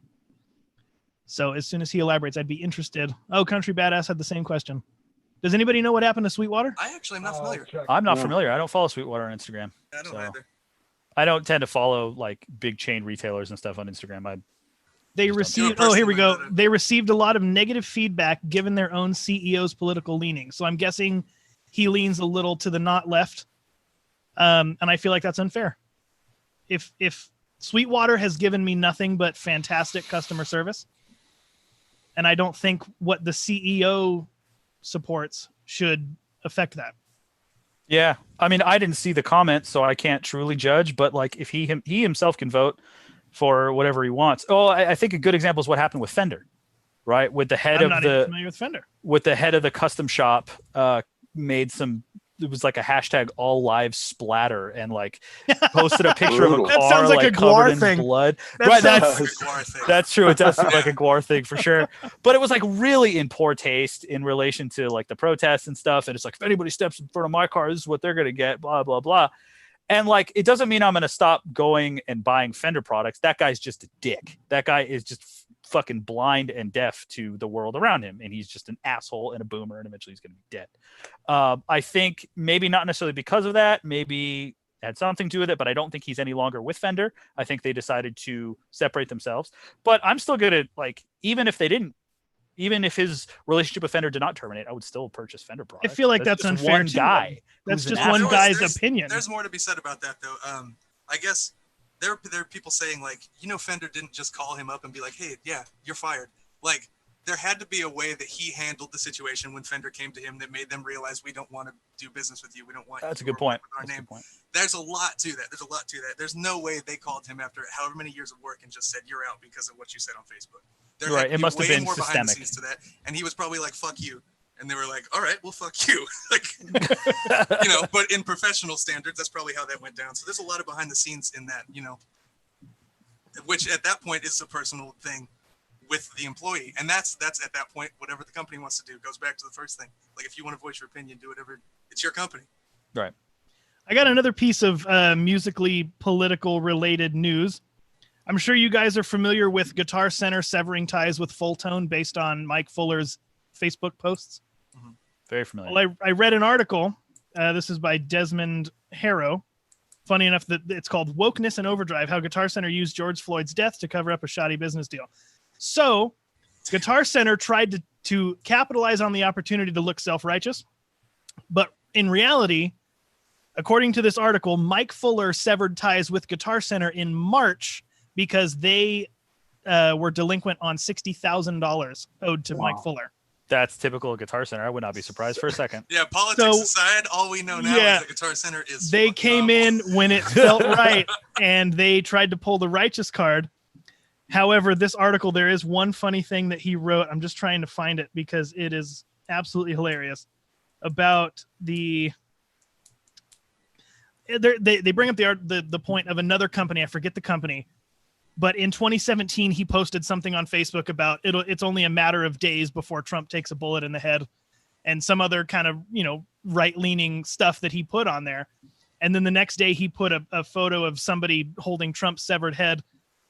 And the reason he brings it up is because Reverb pulled Full Tone as well, because Mike Fuller's Facebook posts go against their community guidelines and what they believe in, their values of violence. And so whoever wrote this article says, well, are you going to pull this company's pedals too, because they just promoted violence towards Trump on their Facebook? And then it ends with, I have yet to hear from Reverb to respond. It's a funny response. And I thought that was pretty funny, because sometimes again, unpopular, but sometimes things feel a little unfair and you only really get one point of view. Yeah. God, I wish I could find exactly what happened in the Full Tone. Tyler says they didn't follow suit on Tuesday with everyone posting black squares, and it was taken as support of the wrong political beliefs. Oh God. Who did not? I guess Sweetwater. Sweetwater, I think, is what that's about. We didn't either. No, I just found their I was looking on their Instagram. They posted like a "we support blah blah blah" thing, and everybody's like, "How come nothing else you do except this one post actually supports that?" So it's kind of what you were saying, where it is business-wise advantageous to say this thing right now today, even though nothing else about anything that you do or donate to or support says what you're saying. Like, yeah, I really believe in it. I'm wearing a rainbow flag today, and then I'm going to give money to somebody who is anti-LGBT. And that's kind of what they did. They're like, yeah, we support the George Floyd thing. And everybody's like, nothing. By the way, here's a link to our stuff. Yeah. Yeah. Exactly. I was like, Chris, that's a weird time for a plug. I totally didn't get the joke. That's a very good point, though. It seems that a lot of people are doing that. Like, that's a good point to bring up. It's kind of following suit. So Which, that's you know, what it could looked be like on the Instagram thing was. Sweetwater said one thing, but they're doing something else. Opposite, something different. And that's what I was talking about earlier. If you know, if you're just jumping on a trend to capitalize and look cool, what is the term, virtue signaling or something? I don't know. That I don't agree with. Fair enough. So that whole blackout too, I stayed out of it because, you know, nothing about anything else I do bends over backwards for any other cause. I'm not going to jump on this one, you know. That's fair. Josh, you got anything you want to add? You guys pretty much said everything. I mean, I sided with Chris, but some of you guys, same situation. I'm not a big political person, but, you know, like Rage Against the Machine, System of a Down was a huge one. But I never really listened to the lyrics. It's all about melodies and rhythms. So if they believe in it, good for them. It doesn't mean I do, you know. I don't have to. I like your music, but I don't have to listen to the message, you know. So I love Rage Against the Machine. I used to get political as fuck on Rage Against the Machine. I used to blast Battle for Los Angeles while riding my skateboard to high school. That was my shit. You see some guy like posted on a Tom Morello post like, I wish Tom Morello wasn't so political anymore. And he was like, yeah, that was funny. He's like, yeah, what fucking machine were we raging against? Like, you think you were raging against a fucking coffee maker? His response was gold. He was like, you don't have to be a poli-sci major from Harvard to know like what's going on is wrong, but I'm a poli-sci major from Harvard. Yeah. It's like, that's fucking gold, dude. Yeah. He's got the cred, dude. That's Guy's so got the funny. fucking dollars to back that shit up. Oh my God. All right, cool. So that was it for the news. There is one more little cool piece of news, but I'm going to go ahead and put it in my pocket. You're going to have to wait till next time. I'll have deeper development. That's right. All right. That's it for the news. Let me make sure there are no more questions here. Did you guys do a Fishman Fluence bass pickups? No, we didn't, but we can. like to. Because Josh has the Schecter SLS Elite 5. Josh, you want to talk about that bass a little bit while we're here? I need to put some new strings on it because they got dull pretty easy. I think they might be iron balls on it. I'm not 100% sure. But the tones we've been able to get out of it is insane. Just going from, you know, to split to humbucker. And then that's not even including the, I think it's a mid switch. That just changes your tone dramatically. Yes, I mean, it does. You can get, you know, a jazz, a P pretty damn close. Like real fast, just by a flick of switch, you know. Besides that, I love the color, but I'm not talking about the pickups. I've always wanted to play it, and always the Fishman pickups always wanted to do. And this was one of the bass, definitely one of the basses. So that would be awesome if we could do that. Yeah, I don't see why we can't. If you want to bring it when you come out next week, we can definitely do it.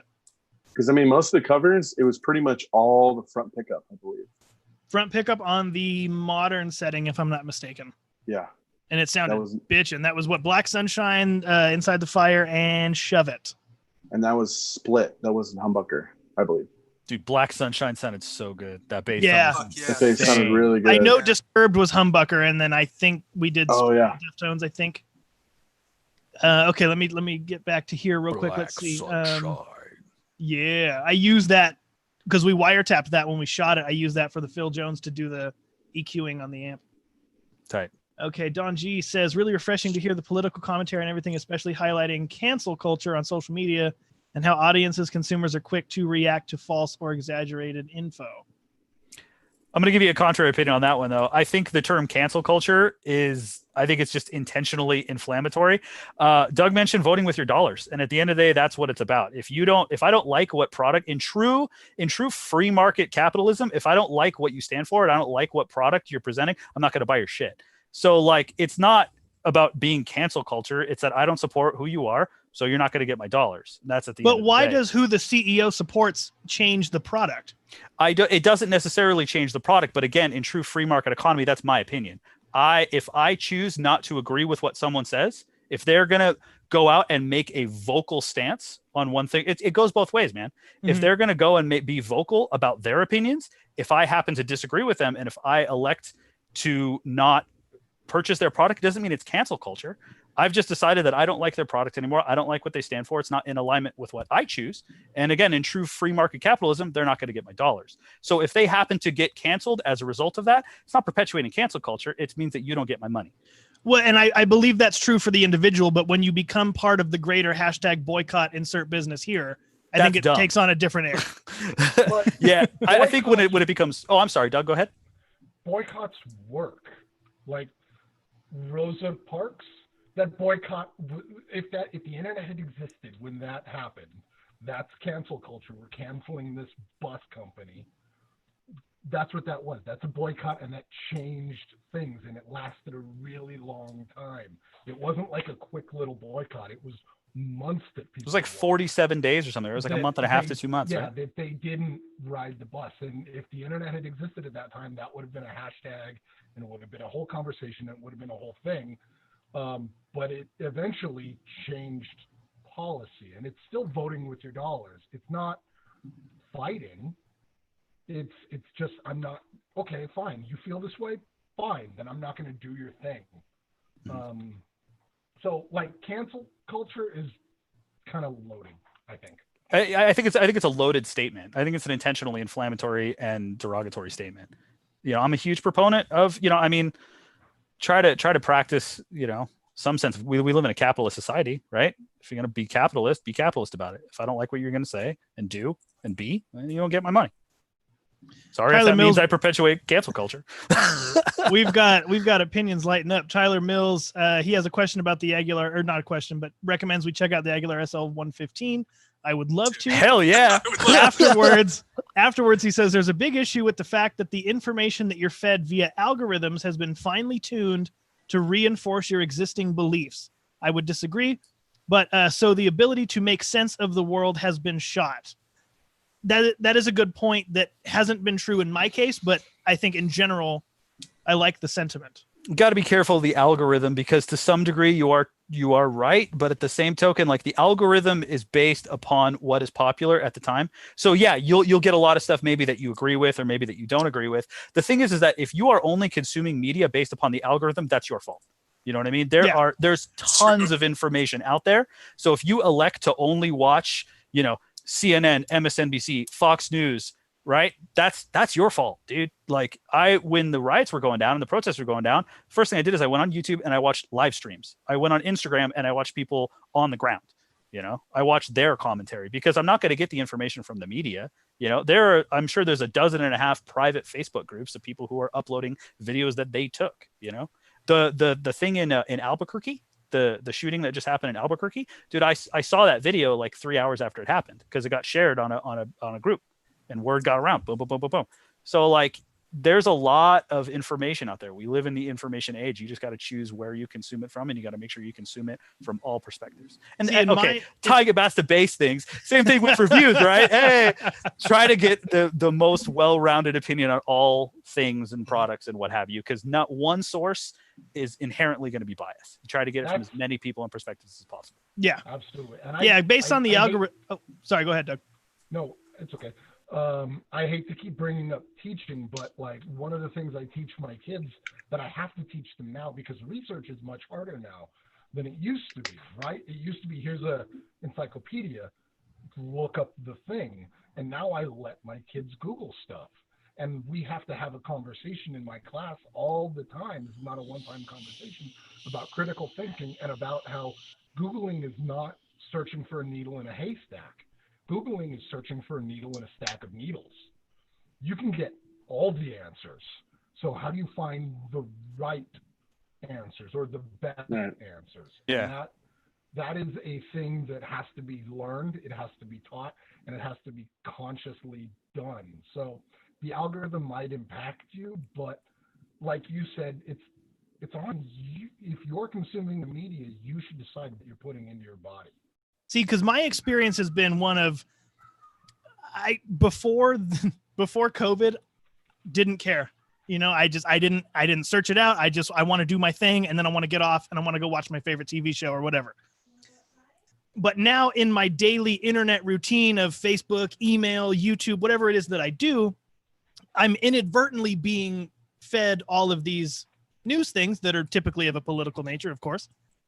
And I've been noticing that they're all very kind of left-leaning and biased in that way, which, I mean, again, if that's your thing, cool. I want to be fed equally both sides and try to figure out where the middle is. So now I have to actively go and search out more right-leaning stuff to get their perspective on what I just read from CNN and try to figure it out. So I've been, trying to figure, okay, what are the right-leaning channels? What can I do to balance the information that I'm inadvertently being force-fed? Mm-hmm. And that's just been my experience. And I don't lean hard left. I don't really post anything that's of that, but it's weird that no matter where I go, that's what I get by default. So I think there is something to be said. I disagree a little bit with what Tyler said, because I haven't been inadvertently fed anything right-leaning. I've gotten a fair shake, and that's just I've gotten some too, actually. Yeah, I think maybe it's just because I'd go on everybody's site, and I know like the big three news media outlets are all poison. So I try to go on everybody's site, and I try to read some of this and some of that, and I try to read the Washington Post, and I try to read some Fox News and some. I do my best to stay away from Fox News, MSNBC, and CNN. But I'll get the Washington Post, I do BBC, NPR, this, that, and the other thing. Obviously, I will still go on Fox News, what have you. So like my algorithm is especially my YouTube algorithm is screwed up. It doesn't know what to do, dude. I will straight like I was doing it earlier today. I was getting advertisements for like, do you support Donald Trump? Please click on this or his new ad campaign. And right below it, I was getting Biden 2020, you support whatever, da, da, da. And it's like, they just doesn't know where I'm at. And then I'll get stuff. Throw all the banners at him. Give them all of them. You'll click on one of them. Gotta keep them guessing, dude. Keep them guessing. My YouTube algorithm is like, do you want to watch video game stuff or music stuff? What do you feel like? Same, right? Same, 100%. Oh. This is a conversation for another day, but YouTube has been discouraging the hell out of me lately. But on a positive note, please like and subscribe. Next time. Channel.net, yeah, I might write about it. But Boomer Base Meme on a positive note says algorithms are what led me to the base channel. I watch a lot of base related things, so it was recommended. So they're not all bad. 100% agreed. Thank you so much for joining the base channel. Regardless of how you got here, we are happy to have you. Welcome to the team, man. Welcome to the family. Power Surge says, I hate everyone until I meet you and then I make a decision on who you are. Hey, that's fair. That's fair. Yeah, real Guilty talk. till proven innocent. It's like a defense mechanism, and I get it, dude. I've always been under the opinion I don't hate a single individual. I just hate groups. So if you're like I'm part of this group, it's like, go fuck yourself, like. I hate individuals too. So what does Ferris Bueller say? Ferris Bueller is like, he's like, I hate all isms for that matter. It's like, I don't believe in isms. I just believe in me. Yeah, John Lennon. He was the walrus. I could be the walrus too, but I can't afford a car.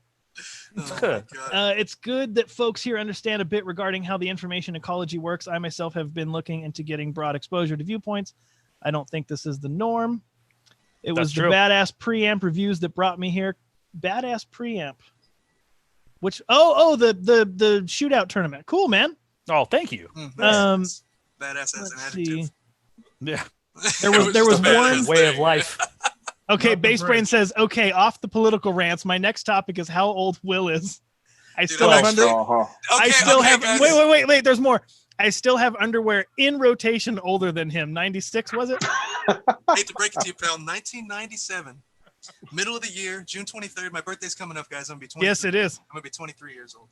Real talk, though, if you have underwear still in rotation from 96, you got to get your shit figured out. Or you have had your shit figured out quite literally since 96. Because... Do they just, like, stand upright at this point? Like... Or is it just like a saggy elastic band? His sleep paralysis demon is just his underwear in the corner. Sophomore.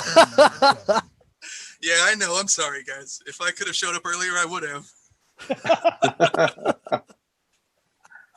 When we wrap this up, I have a video that I want to play us out on. Play us out. What does that mean? Play us out. Play us out. What does that mean? We'll get there in a second. I'll do a screen share. But I have a video of a band that Will and I used to be in, and our first show was live recorded on Will's 15th birthday. So keep that in mind. So that was you're watching that clip. Yeah, exactly. Yeah, it was recorded last week actually when he was in Vegas. Last June, turned 15. Your voice crack. Let's see. The issue with this channel is that how can you sit at under 50,000 subs while having such high quality content? Who's in charge of marketing? That would be this guy. I'm sorry. Shit. That is a kind statement, though. Thank Damn. you. I know. I thought Yeah, that I was gonna appreciate go it. Thank you south, very dude. much. I thought that comment was going to go south real fast. I was like, oh, How can you just sit here and be how assholes? could you Fuck you, sit here and unsub. speak on this? Especially when the first 3 words are the issue with. Yeah. But no, I appreciate that, dude. Thank you very Yeah, much. Thank you. Thank you. It's a slow burn. We're a little over 4 years. We're thinking about starting some Twitch stuff. I got to figure out logistics as far as copyrights go. Doing Say your mom Josh just live popped in. covers. It was someone. But yeah, we're thinking about heading over to Twitch. Seems to be a good idea for the moment. Kids are at. Yeah, pretty much. How And would you there's guys not- feel about that if we got on Twitch? If we got like a Discord, would y'all We want to kinda got start the a ball chat rolling, group? dude. Hell yeah. Well, my Yeah. idea, this is kind of my rough at the moment idea for Twitch, is an official base channel Twitch where who knows, maybe it'll be me streaming my process of shooting and editing, being a little more interactive of, oh, I want to hear this product with Josh playing a jazz bass with these settings. Cool. Let me dial that in. Here you go. That'll make it in the final video. Please subscribe on YouTube. Maybe doing some live stuff with Josh doing covers. That copyright stuff, we got to figure that out. But then if you want to, each of us can do a personal one. Now, obviously you three I think Doug is too, but I know for sure you three are big gamers. It could be cool to have you guys do games. Josh can do whatever, but I think Guitar Hero or Rock Band would be sweet. Nobody wants to see me die 30 times in a row while playing fucking Neo 1. I do. Pass. So I'm thinking, whoever doesn't know this is coming as a huge shock to you. But I'm predominantly a drummer and guitar player.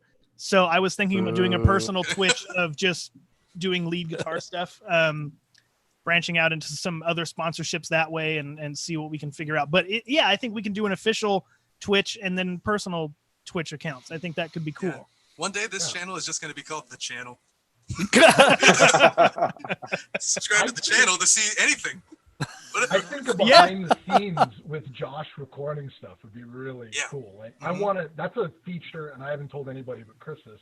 That's a feature I want to do with the blog. Is like little interviews with you guys about stuff. Like, I want to go back to the Metallica, the Master Puppets recording, and talk to Josh about, like, so if I want to learn Disposable Heroes, what were the parts of that song that were the biggest hurdles for you to learn and to play, and like write up a piece about, so if you're going to learn Disposable Heroes, this guy who played it really well says this and this and this are the places that you should look for to really focus on. I think that would be a really neat. Let's touch on that quickly right now. Yeah, what was that? Yeah, Josh. That's a good idea. That's my clicks on the blog. We got to give him incentive though. If you like what you just heard and want to hear more, it's like when you're on it's like when you're on the Washington Post, you get halfway through the article and it's like, bye, to read the rest of it. Bastard. God damn you. And really, who killed John F. Kennedy was click. Click here. $12 a month. It's Woody Harrelson's dad. Everyone, I just saved you $12. The deepest conspiracy theory. So yeah, Josh, what was the most difficult part of Disposable Heroes? Probably the verses, the real fast verses. That right hand rhythm. Yeah, because actually, from listening to, I think it's the original Cliff's track, his rhythms were like, I can't even understand it. It's like triplets sometimes, quads, sometimes he's just going straight and then it's back and forth. So I was like, I'm just going to make it easy on myself and I'm just going to go all the way through it and just try to nail it. And then we did. And I was like, holy shit, did I just do that, Chris? He's like, yeah, just keep going. All right, cool. So he just kept going. So that's why we usually go to Coffee Bean and go get a bunch of caffeine. I'm just high on caffeine the whole time. So don't worry about the stretching. It's all caffeine, dude. Base Brain says, "Okay, guys, I'm off. Happy birthday, Will." Base Brain hit 50 on June 12th. Have a great night. Happy birthday, Base Brain. I don't know your real name, but we'll go with your handle to keep your privacy private. So that, I think that article could be really cool. Do an interview with Josh about, I think I had someone bring up a really good point too of the variety of songs that we've been doing covers with. They're all it'd be one thing if it was just all Metallica, just get into a Cliff mindset, but it's Pantera and it's White Zombie and it's Iron Maiden, and it's like you have to get into that player's kind of mindset and how they feel the riff and how they would play it. I think that could be really interesting too. So we could kind of start with Puppets and then go into other artists. Yeah, and it'd be a nice way to cross promote the videos too, and maybe get ahead of it. So you're gonna cover Steven Wilson, so we'll talk about Steven Wilson first, and then the video comes out the next week or something. Yeah, I think that'd be rad. Cool. That'd be cool. That's what I'm going to do with my why I use the microtubes thing. I'm going to write it and then do the video. It's like, Nick, if you were to cover a new song, would you try to cover it identically to the original, or would you put your spice on it? I'm not that good. No, I don't. I try to learn it as close to the original as possible, but I get bored really easy. So, and I know that there's no way I personally will ever be able to sound identical to a recording. It's just, the nature of the way I play. And like, I mean, hell, Josh, like you and I have like sat in the same room with one bass and traded off and it sounds totally different. You know what I mean? Like playing literally the exact same bass. Sure. Same thing with Will and, Chris, like we've all done that. So I know that I'm not going to be able to sound identical to any bass player. So I tend to really like to add my own flavor and I like to reharmonize a lot of songs. We'll add, like my 3-piece band is like, we jam a lot. We're very jammy. So where it would end now, somebody will cue and then we'll go into a solo section and then guitar player take a solo. I'll take a solo, drum will take a solo, bounce around real quick, chorus, verse, chorus, end, or outro jam to fade. So I try to learn it when I'm first learning it as original to the recording. And then I just kind of get bored and do whatever. It's kind of do the same thing, except that sometimes if I don't like a certain part of the song that I feel like can jump out more, I'll throw something in there that normally is not really in there. So that happened a lot in Justice for All. But the whole entire bass line. Let me just throw a bass line in there. So it was pretty easy on that one, but Master of Puppets, I was really trying to follow Cliff, and again, he's got some random ass tracks. So I was like, nah, I'm just gonna do it, I think, the way I would if I was gonna play it, King's Revenge. Because Cliff was high and unprepared. That too. Just like don't judge that, man. Don't judge totally that, respectful, but it's a way of life, dude. I'm sorry, I had to. It's okay. Don't judge. No, it's okay. That is so funny. I noticed that I was learning Ace of Spades and I found an isolated Lemmy track. It was like, none of these are the exact same.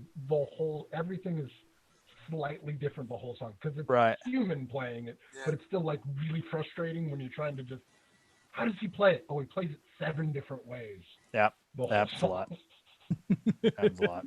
Or it's not to a metronome. That happens a lot with Slayer. Good luck. Oh God. Yeah. God. How fast is this one? It's as fast as we could go at the time. Just how fast can Dave snare. Lombardo play? Yeah. That's how fast this song is. It's like, what the fuck, dude? There's a quick question for me here I can address quickly. Chris, what drum kit do you own? Funny enough, when it comes to drums, that is the one area where I'm not a gearhead. So I don't know. I had a Swing Star for the longest time. Will now owns it. It's a Tama.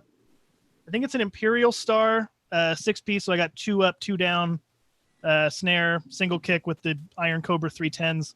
But I have mesh heads and quiet cymbals so I can play at home. I'm going to work on triggering it. I'm trying to get Zounds to send me the Roland TDK 50 or whatever the cool one is. It's like $5,000. If you get that, please, will you please put normal heads on that kit? Because that kit deserves a day in the sun, dude. It honestly, it's not. It's as of itself, it's not that special. But I feel you. The Tama Imperial Star is a good kit, dude. It just needs the proper heads. That's a good kit. Even with the heads you have now, it plays. It's so nice. I'm a fan of Evans heads, but Remos or what is Aquarian is another cool one. Yeah, Aquarian's a good one. But if I can get that Roland kit, I'm gonna start putting drum beats on all the riffs, especially the ones that don't have clicks. Because there's a lot of great riffs that we didn't record to a metronome, and it's like I can't really put drums on this unless it's Divinity Rocks because her internal clock is on point. We did a riff with her. She didn't do it to a click. We just did it when we were at GitCon. Just okay, let's just do a riff, and she did something cool, and it's perfectly 140 BPM. I put a drum track to it, a Logic drummer track, and it was perfect all the way through at 140 BPM. I'm like, that is incredible. That's awesome. Yeah, she's a pro, dude. She's a real monster, pro. dude. That's what separates the people on stage from the people on live streams. That is like one of the number one comments you guys should practice with a metronome. Oh man, you're not wrong. I'm not even mad because you're right. Not wrong. See, that's the thing. Like, I I don't want to say I don't need practice, but I play very tightly because of my drum background, but I just don't know what to play. So I'm just like, oh, I'll just play something in E minor again. Like, I could do this all fucking day. Yeah, the rhythms are on point, but it's the same 4 notes that I did last time in a different rhythm. That's how I play. Yeah, back when we did stuff where you played guitar, you would just do 2 rhythm tracks, and if there was ever any tight, real chuggy downstroke stuff, it was impeccable how like exactly the same the left and right tracks were when he would do it. It's so yeah. impressive. Will and I did a cover. It was a medley of Seek and Destroy and Whiplash done way faster than the Kill 'Em All versions, and I double tracked the guitars left and right. And when it got to that, it was, I mean, I don't like to brag, but I was like, listen to it, like, God damn, I'm really proud of myself right now. That was heavy as hell. Super tight. Yeah, thanks, dude. Super tight. Oh, were you gonna show that extremely fucking embarrassing video? Well, I mean, if anything, I'm gonna be more embarrassed because I'm the one singing. But yeah, that was gonna play us out. Okay. So unless anyone else has anything pressing to say, I think dinner is here. So I'll play that clip. I have one thing to tell you. Oh, go, Josh. Kind of a cool thing. So I was telling Chris about it, and I don't know if should I talk about anything about that bass that I'm Let's getting. do it. Oh, absolutely. Right. I'm gonna get a custom pickguard for that Harley Benton. Hell yeah. And it's pretty sweet. Again, this is just a mock-up photo off this guy's website. They're made in Turkey. The company's called Alperis Pickguard. I don't know if you can see that at all. Shit. Ooh. Okay. Oh my God, so that's gorgeous. That's custom made, but this is I took some pictures of the sketch that I'm going to get, and it's kind of like this. And I put the bass channel. Holy shit. That's amazing. Sick. So that's it's going to be it's in, like a stained glass looking thing. That's really cool. And it's kind of tough because on the one that I have, it's not your traditional P bass hookup. It's got that 5-string, so it has that bigger pull piece, I guess. So I had to send it to him, and he had to send it back, and I had to make sure that it was identical to the holes of the pick guard to the body. But it wasn't cheap. Paid full price for it. But I am so stoked because this is going to be like, what do we call it? The Super Benton? The most expensive Harley Benton. Yeah. After it's fully done, it's literally the only thing that's going to be on it is the body and the neck. The stock. And then at some point we'll replace the neck and it'll just be just the body. Yeah. And the body. Get a super custom like Warmouth neck with like block inlays and binding. I think that'd be so rad. Yeah. So I'm pretty stoked on that, That's and I can't wait till it comes. That's very cool. Okay, and Doug, you had one thing too, right? Well, I'm excited. My mail just came, and I got. Bam. Oh yeah! There we go. There we go. Hey. Hell yeah! Bought it before I worked for the channel. Sweet. So one last plug for the blog. It's going live, thebasschannel.net on the 19th. So on Friday, you can start reading, and we're going to start with Ode to Martin P. Casey, who is Nick Cave's bass player. And if you don't know anything about Nick Cave and the Bad Seeds, you are in for a treat because they fucking rock. They're amazing. And you're going to, I think, really appreciate what this guy does for music and for the band. So please, every Wednesday is going to be our publishing schedule, except for Friday, because we're launching on a Friday. So we're going to launch on Friday, Martin P. Casey article, and then every Wednesday we're going to put something up. So please keep an eye out for that if you're out there looking for more bass channel content. And don't forget to submit your own articles if you are inclined to write and you want to contribute to the channel. We would love to have you, no matter who you are, where you come from, or how long you've been playing. Please send any articles to doug@thebasschannel.net. Pretty easy to remember, DOUG@thebasschannel.net. And we got one more comment before we go. Robot Master Switch, I like this live bass show thing. Thank you very much. That's very encouraging. And I think we're going to leave you with me making sure that this works real quick. So bear with me. Rookie move. Always cue it up beforehand. Rookie move. I'm not a pro, man. You see my screen? Yeah. Yeah. Okay, so this is and Doug, you're going to like this one. This is a performance of Will and my band from 2012. Oh my God. Yeah, there's me right there. This was Will's 15th birthday. And as soon as I can, if we can't full screen it, oh, there it is. Okay, and here we go. The meek shall inherit the earth.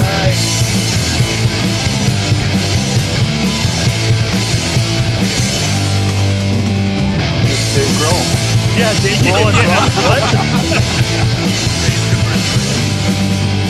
We've taken care of everything. The luxury, the song, just sing the pictures that give pleasure to your life. It's one for all for one. We were together, common son. Never need to wonder how or why. We are the priests from the tale of series. Our great computers live in a hollow home. We are the priests from the tale of series. Out against the light. While heaven and these walls.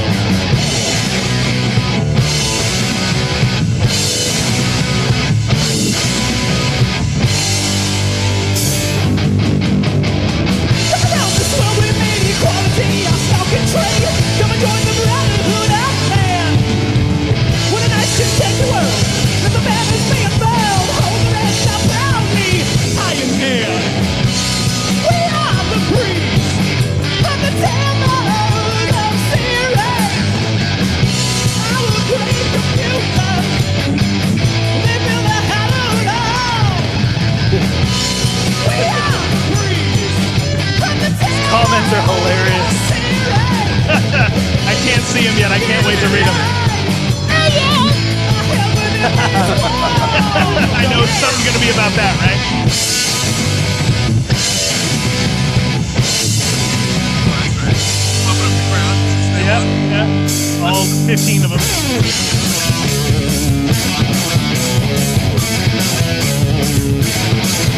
Oh, and then our stupid little, yeah, buddy. Oh my God.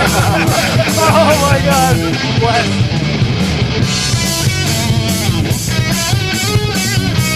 There you go, bud. Yeah, Will's crushing it, dude. Again, 15 years old right here. Man, I hate 15-year-olds like you. The P-Bit sounds like it's pretty damn good. Yeah, too bad I got stolen. Stolen in a fucking car. Oh yeah.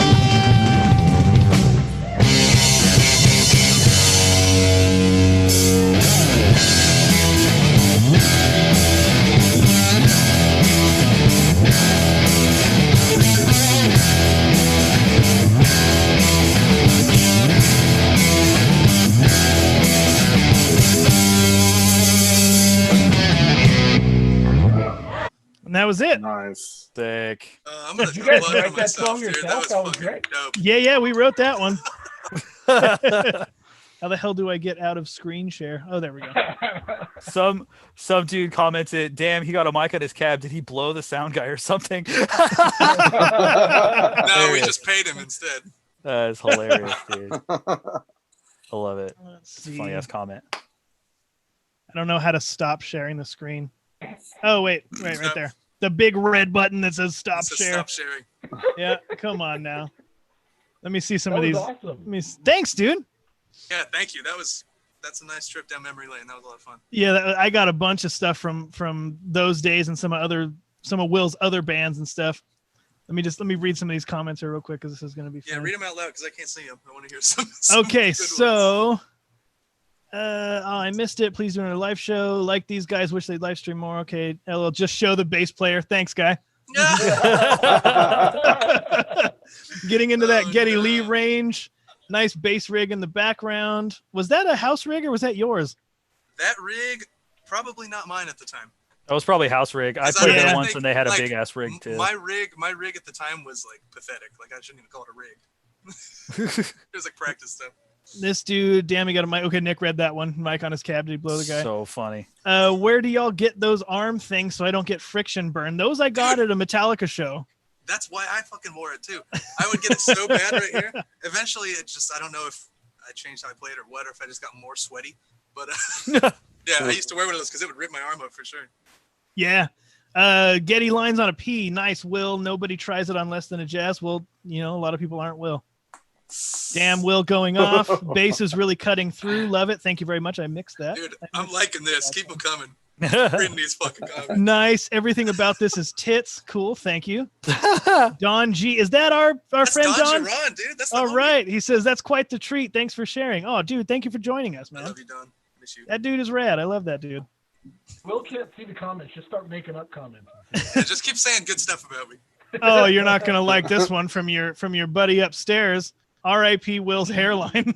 No, who said that? Shit. Your buddy you? Your boy.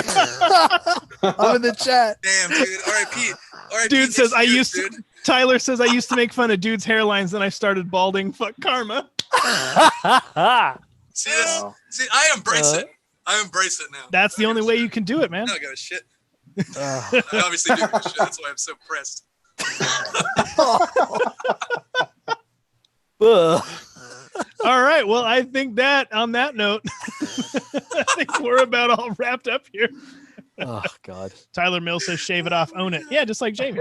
Once I get buff, once I look like Jamie, maybe I'll shave my fucking head. Oh my God. All right, guys. Well, thank you everybody for joining us. Again, I'm Chris. This is Nick. We got Will, Josh, and our newest head blog editor, website designer, Doug Robertson, joining us for the first time. You're going to hear a lot more and read a lot more from him, particularly. Hopefully I can convince him to send some wiretap riffs. But until then, we are the Bass Channel. You are the Bass Channel. We are all in this together. Let's work on making this a bigger community. Robot Master Switch wins the next live show. Usually bi-weekly. Bi-weekly, so 2 weeks from today. I don't know the exact date on that, but 2 weeks from today, we will see you again. Maybe I'll have some more fun old footage of Will. Yeah. And basetheworld.com. Good night, motherfuckers. Good night, Gregor. Oh, miss you, dude. Gregor, dude. Oh, I'm so glad you're here. Fuck, Gregor, what's up? Just in time for us to sign off. Night, guys. All right, guys. Well, I will catch you all later. Later. Again, thank you for coming, and good night. See you.